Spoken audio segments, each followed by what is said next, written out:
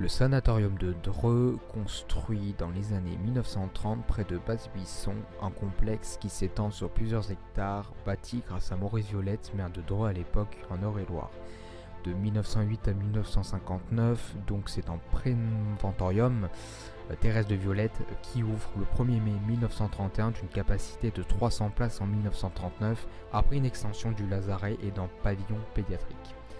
Le sanatorium, clinique Laennec, ouvre en 1932. Alors c'est un ensemble de 3 bâtiments parallèles d'une capacité de 400 lits. Alors on a différentes parties du bâtiment qui se nomment pavillon Pasteur, Calmette, Coche, etc. À ce moment-là, dans ces années-là, le personnel du sanatorium s'élève à 200 personnes, c'est beaucoup, oui.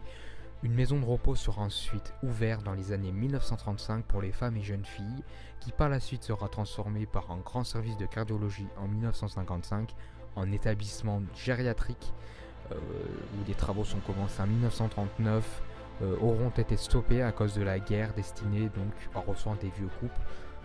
Mais ce projet n'a donc, à cause de la guerre, jamais vu le jour. À partir de 1946, le complexe devient le service tuberculeux de l'hôpital de Dreux, mais la recherche avance, de nouveaux traitements antibiotiques, des vaccins ont été trouvés, font leur apparition. Le grand complexe devient très très vite inutile et obsolète. Une partie a été abandonnée au milieu des années 60. L'aile du préventorium sera transformée en institut médico-pédagogique de 1962 à 1980 jusqu'à la fin des années 80. Certains pavillons accueillent des malades incurables. Pour des soins palliatifs, la mort était bien présente jusqu'à la fin et sera abandonnée courant 1981. La ville de Dreux alors achètera l'immense complexe pour un franc symbolique. Maintenant, à l'heure d'aujourd'hui en 2021, une grande partie est abandonnée, juste un bâtiment éloigné sert de centre aéré. Tout le reste appartient maintenant à l'abandon.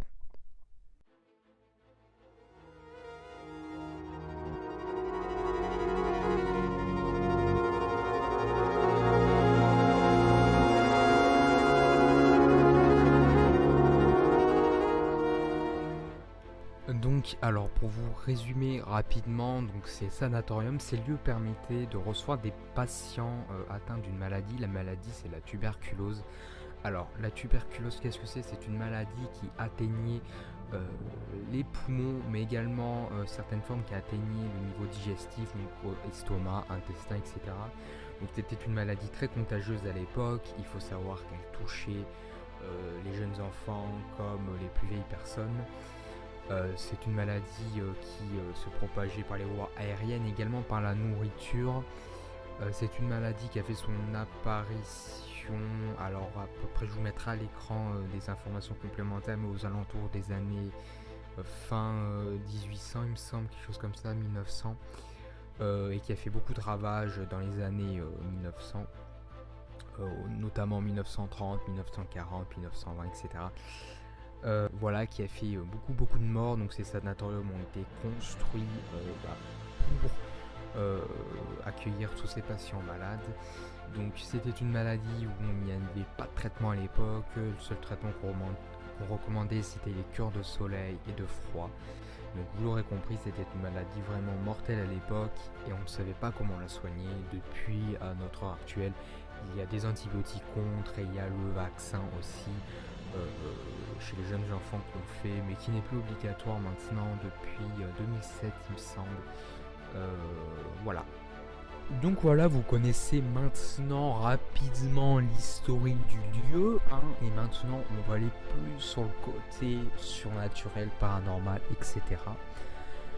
Alors, le sanatorium il va rapidement connaître des événements surnaturels début des années 1933, donc c'est quelques années après l'ouverture, hein, donc après l'achèvement des travaux. Donc plusieurs patientes se plaignaient de saignements inexpliqués, hein. Bon, déjà ça c'est un petit peu, voilà, hein, c'est bizarre, on va pas se le cacher. Donc les médecins ont examiné chacune des femmes pour rechercher la cause de ces saignements, mais n'ont trouvé aucune explication, hein. Donc bon, ça laisse un peu sur le cul, je vous l'avoue, voilà, ça laisse un peu sur les fesses quoi. Alors, donc, après ces événements, vous vous doutez bien que cela déclenche rapidement une sorte de psychose, une panique dans ces murs de ce complexe, de ce sanatorium. De grands médecins qualifiés, des cadres pour résoudre cette énigme, mais aucune explication rationnelle fut trouvée. Alors, du coup, les hypothèses surnaturelles les plus folles sont envisagées, magie noire, sorcellerie, esprit maléfique, possession, et j'en passe, hein, vraiment les trucs les plus fous. Bon, cela dit, rien d'écouter ces histoires, etc. Ça glace un petit peu littéralement le sang, je vous l'avoue, j'aimerais pas être là-bas. Donc à l'heure d'aujourd'hui, donc le 25 juin, quand j'enregistre cette off, donc ça fait pratiquement 90 ans après que ça s'est passé, hein, donc année 33, on est en 2021, donc pas loin quoi, hein, faut pas chipoter, hein, c'est bon. Donc, où ces phénomènes se sont déroulés, bah, personne n'a trouvé l'origine des faits encore. Donc, moi je pense que la science ne va rien prouver dessus, puisque je pense que ça dépasse un petit peu l'entendement. Donc c'est normal qu'elle a rien trouvé quoi. Voilà. Donc depuis la fermeture du complexe dans les années 80, donc il y a énormément de personnes, hein, des milliers de personnes qui se rendent dans le sanatorium pour prendre des photos, faire l'urbex et des investigations paranormales pour certains. Donc il y a les hypothèses qui ont été émises dans les années 30 sur les patients, c'est ce qu'on a vécu sur ces phénomènes inexpliqués, tous ces phénomènes. Mais les soupçons d'antise, etc. se confirment avec des retours parfois effrayants, hein, je vous l'avoue. Enfin, moi, c'est ce que j'ai vu, hein, donc des vidéos sur le net, des visites assez animées par des choses invisibles. Moi, c'est une petite phrase que j'ai notée quand j'ai fait l'écrit, c'est que je dirais abandonné par les vivants, mais pas pour les morts. Je pense que ça doit être vrai, hein, parce que franchement, vu l'historique du lieu, ça m'étonne pas, je vous l'avoue. Donc maintenant je vais vous lire donc, ce qu'un visiteur a mentionné, donc voilà, ça je vais vous le dire, je vous le récite. Hein. Des choses bizarres se produisent, même dans les locaux administratifs de l'hôpital. Des dossiers disparaissent et réapparaissent. Des choses passent à un endroit, sont retrouvées le lendemain à un autre. Dans les sous-sols des archives, des kilomètres de couloirs et d'étagères, de dossiers. Lorsqu'on travaille chaque jour, on ressent des présences, on entend des bruits, des pas, des voix, mais on ne voit strictement rien. J'ai rajouté strictement. Par contre, là où cela fait vraiment peur, c'est dans les bâtiments désaffectés. Couloirs, salles, escaliers, sous-sol, un froid glacial vous saisit. Des courants d'air, votre portable qui ne capte plus, votre caméra qui s'arrête, des pas, des voix, des bruits sourds, on sent des mouvements tout autour, on ne voit rien. Oui, c'est très, voilà, c'est... Il dit que là-bas, c'est tu te fais surveiller, quoi. T'as l'impression d'être observé ou quoi. Bon, alors moi je trouve qu'il y a une part de vrai, il y a une part de faux. Alors pourquoi?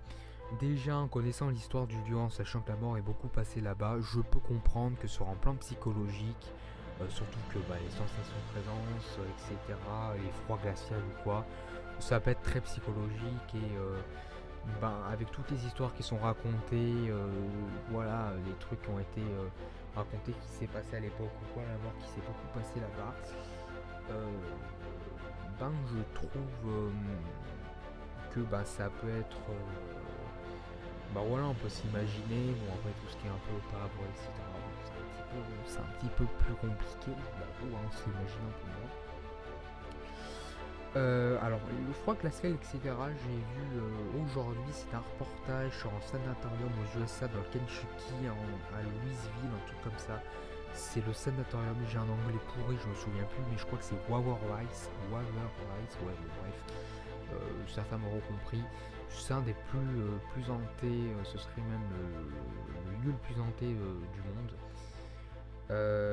Avec voilà beaucoup de choses qui s'y passent, il y aurait des éléments tragiques, notamment une chambre 400 je sais plus quoi, où il y aurait eu des suicides, etc. Quelqu'un qui s'est jeté de la fenêtre. Enfin c'est très voilà, hein, très flippant. Moi j'irai jamais là-bas. Et j'avais vu une vidéo, je sais plus de qui, mais il disait voilà quelqu'un entend des gens grelotter ou sentir du froid. C'est qu'à l'époque, je vous l'ai dit, hein, je crois en début de vidéo, la tuberculose et le traitement, on pensait que le froid et le soleil pouvaient avoir un impact et pouvaient tuer la bactérie, mais malheureusement elle était très résistante, donc ça ne servait pas à grand chose. on pouvait pas la tuer quand elle était dans l'être humain, enfin en tout cas de forme avec le soleil, etc. Et donc c'est vrai que des fois, apparemment des patients, etc., on ouvrait les fenêtres pour faire rentrer le froid, certains même le gel, etc., rentrer dans les pièces et ça pourrait expliquer ces courants d'air glacial, etc. Enfin, c'est une hypothèse que j'ai émise encore une fois, mais pourquoi pas. Écoutez, il y en a qui se permettent d'émettre des trucs assez farfelus, comme on l'a vu précédemment. J'aurais pas pourquoi j'ai pas le droit d'en émettre aussi. Donc voilà, donc ça c'est des événements que j'ai recensés, c'est ce qui s'y passe même apparemment quand des visiteurs y vont. Donc alors il y a un événement tragique qui s'est produit là-bas. En 2016, un jeune homme de 19 ans a fait une chute mortelle de 5 mètres dans la cage d'escalier. Voilà, vous avez peut-être entendu la colère des gens sur ce lieu parce que la municipalité n'a pas détruit, fait détruire un bâtiment. Alors qu'il pourrait, parce que je vous rappelle que Dreux, la ville de Dreux l'ont acheté pour un franc symbolique. Alors, je vous parle, je sais plus si je l'ai dit, mais je crois que voilà, ça va, il va être détruit ou quelque chose comme ça, si je m'en abuse. Ouais, donc une pétition de destruction prudent, jouerosité des lieux sera faite à partir de là. Après mon ressenti particulier, bon, je suis pas allé dans ces lieux, mais je pense que oui, il peut y avoir quelque chose, pas forcément très bon qui est dans ces lieux et voilà. Mais personnellement, voilà, c'est un lieu, je pense qu'il faut y rester écarté, il ne fait pas forcément passer des bonnes choses là-bas. Donc voilà, c'est des choses qui s'est passé dans le passé, donc je pense qu'il faut un petit peu l'oublier et voilà, tourner la page et penser au présent. Voilà, en tout cas pour ce petit épisode, cette petite documentation vous aura plu. Prenez soin de vous, faites attention à vous, voilà. Et puis on se retrouve dans un prochain épisode. Bye bye.